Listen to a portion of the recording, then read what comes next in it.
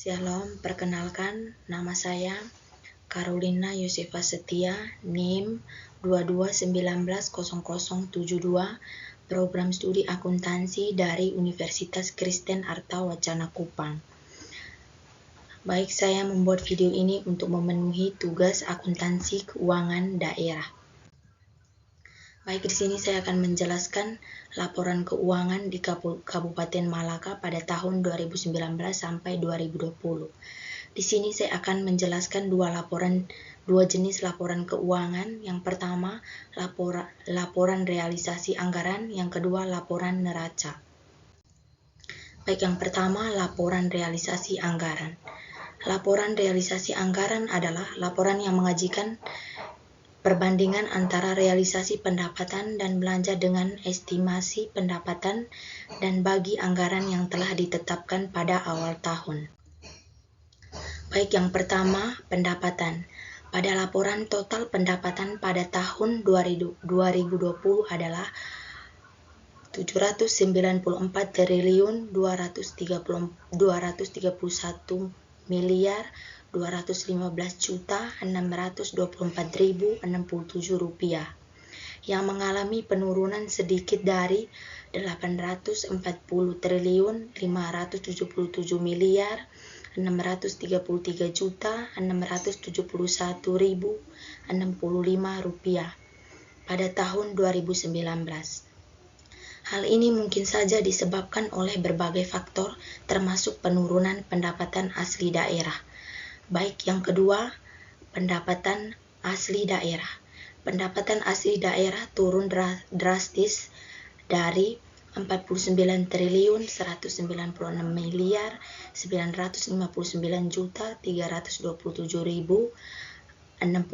rupiah pada tahun 2019 menjadi 46 triliun 438 miliar 609 juta 551.026 rupiah pada tahun 2020. Penurunan ini dapat berdampak negatif pada kemampuan daerah untuk mendanai program-program lokal.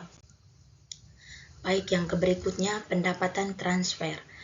Total pendapatan transfer mengalami penurunan drastis dari 751 triliun 891 miliar 416 juta 26.000 rupiah pada tahun 2019 menjadi 589 triliun 166 miliar 243 juta 559.041 rupiah pada tahun 2020. Penurunan ini mungkin saja dapat berdampak negatif bagi pendapatan daerah dalam meningkatkan pembangunan daerah dan dapat menyebabkan ketidakstabilan di masa mendatang. Baik, yang berikutnya, belanja. Total belanja pada tahun 2020 adalah 859 triliun 374 miliar 980 juta 103.042 rupiah, naik dari 796 triliun 298 miliar 947 juta 984.036 rupiah pada tahun 2019. Kenaikan ini mungkin disebabkan oleh peningkatan belanja operasional dengan belanja modal. Yang berikutnya, belanja operasional. Belanja operasional mengalami kenaikan yang signifikan dari 655 triliun 224 miliar 205 juta 575.095 rupiah pada tahun 2019 menjadi 748 triliun 774 miliar 767 juta 405.042 rupiah pada tahun 2020. Peningkatan ini menunjukkan adanya peningkatan pengeluaran anggaran untuk pemenuhan kebutuhan operasional dalam pelayanan publik yang baik. Yang berikutnya, belanja modal.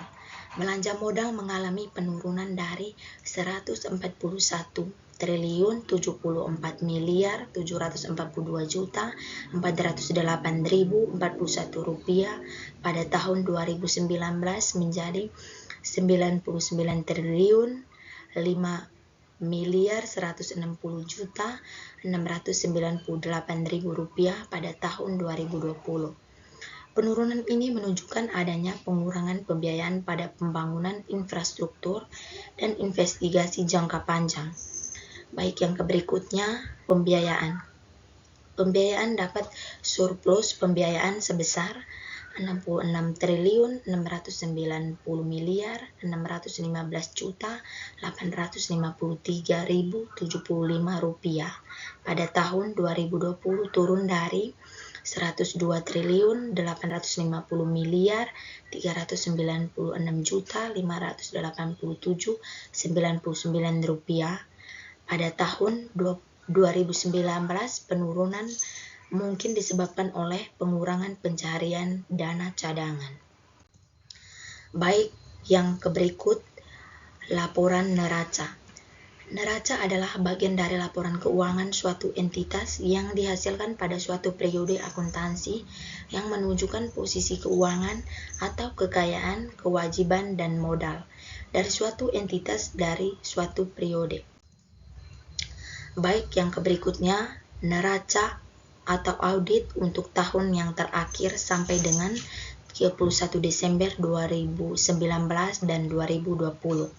Yang pertama, investasi jangka panjang. Investasi jangka panjang meningkat dari 40 triliun pada tahun 2019 menjadi 52 triliun 41 miliar 410 juta 3.000 rupiah pada tahun 2020. Ini menunjukkan adanya peningkatan investasi dalam proyek jangka panjang.